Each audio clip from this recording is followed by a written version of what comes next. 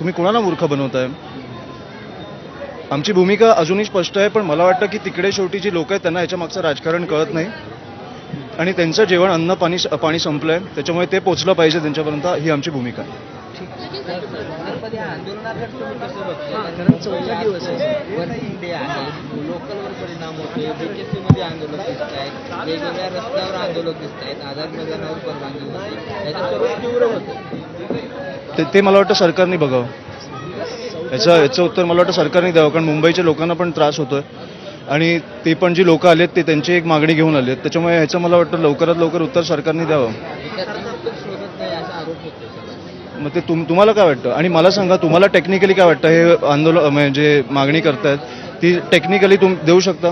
तुम्ही दरवेळेला आमच्या खांद्यावर बंदूक ठेवून तुम्ही चालवता, तुम्हाला टेक्निकली काय वाटतं? सरकारने सोल्युशन काढतो असं आंदोलकांना म्हटल्यानंतर ती भूमिका सरकारने घेतली पाहिजे. मला वाटतं की ह्या वेळेला तुम्ही आलायत तर मला वाटतं जे काय उत्तर आहे ते घेऊन तुम्ही परत जा.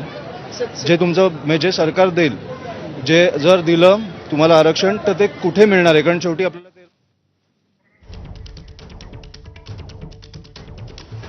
आझाद मैदानामध्ये आंदोलकांसाठी तंबू ठोकण्याचं काम सुरू आहे. आता